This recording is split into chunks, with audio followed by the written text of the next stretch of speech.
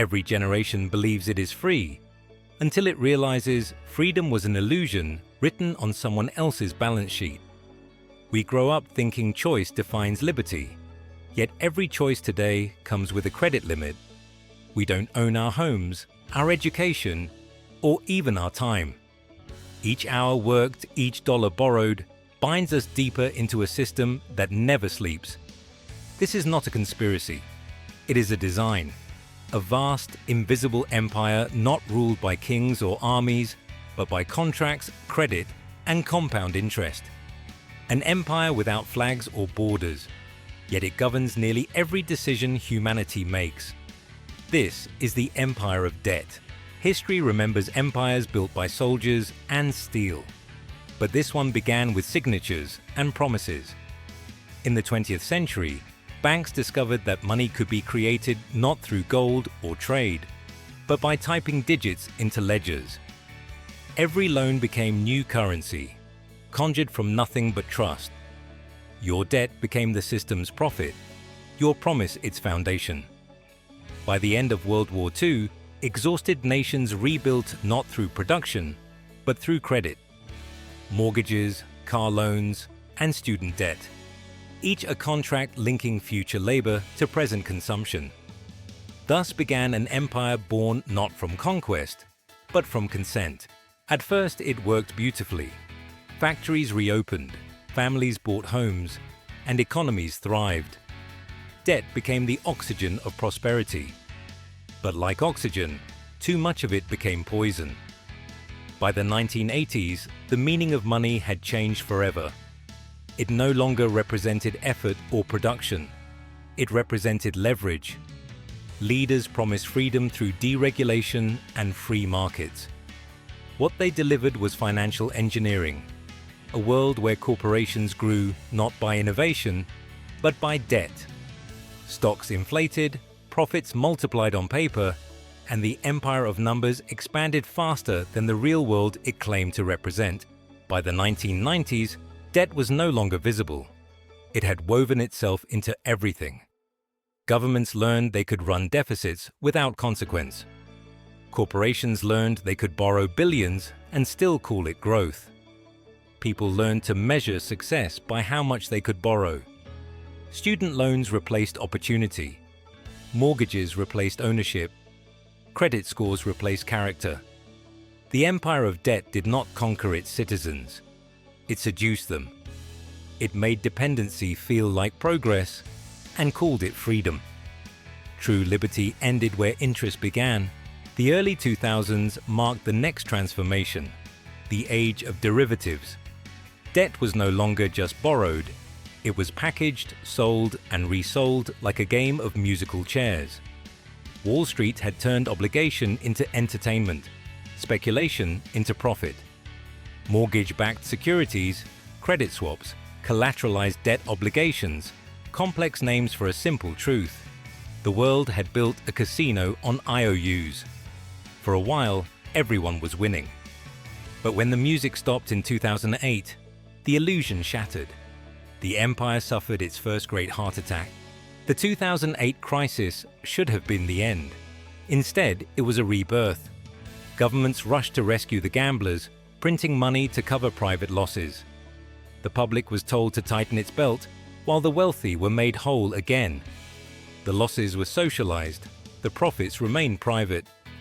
From that moment on, the empire of debt stopped pretending to serve society. It began feeding on it. Cheap money and zero interest became the new creed. Debt was no longer dangerous, it was divine. Between 2010 and 2020, the world entered what economists called the era of low interest. But what it truly was, the era of no consequences.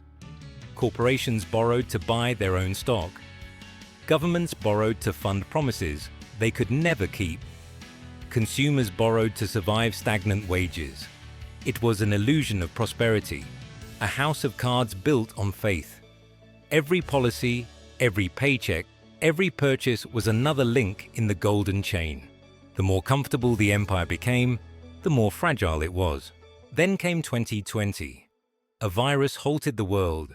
In months, governments printed more money than in the previous century combined.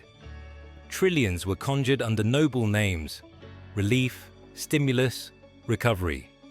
But they were all the same thing: more debt.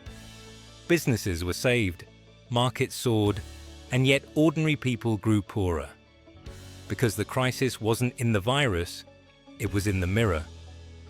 We had mistaken borrowed wealth for real wealth, and the reflection was fading. For all its complexity, the financial system rests on a single, fragile pillar: trust. Trust that your salary tomorrow will buy what it buys today. Trust that governments won't print away your savings. Trust that there will always be a buyer for the next trillion-dollar bond. But trust is finite. In 2022, inflation revealed the truth. The magic faded and money began to evaporate before our eyes. Governments blamed everything but the system itself. The real tax was invisible, the slow theft of value through inflation. Every empire falls the same way, not from invasion, but from disbelief. When people no longer trust the numbers in their accounts, when the illusion of value dies before the currency itself, the collapse is complete. And yet within that collapse lies something sacred: clarity. The understanding that real wealth was never printed. It was built, created, exchanged by people who believed in work, not promises. When the empire burns, the ledger clears. Each collapse transfers power from those who trust the system to those who understand it. History resets not with destruction, but with revelation. The empire of debt was never about governments or banks. It was about belief. And belief is breaking. The next empire will rise not on paper, but on purpose. The question is not when the collapse will come, but who will write the new rules when it does. Today, the empire of debt is evolving again. Central banks are creating digital currencies, programmable money, traceable and controllable. Every transaction recorded, every wallet adjustable. Efficiency, they call it. But beneath the code lies control. When money becomes data, debt becomes surveillance. Your account can be frozen, your access limited, your compliance monitored. The empire no longer needs soldiers or prisons. The code itself enforces obedience. We are trapped in a cycle, printing money to solve problems created by printing money. Each solution fuels the next crisis. It is not capitalism. It is credit addiction, a system that survives by devouring itself.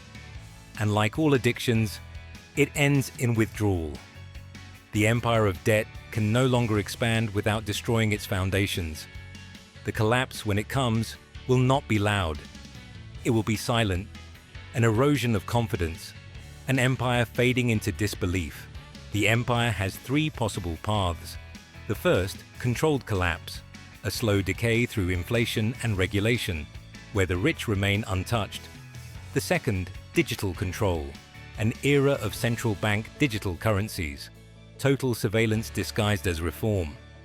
The third, revolt through reality, a shift toward tangible value, from paper promises to real production, from illusion to creation. Gold, energy, and decentralized systems, these become the tools of rebellion.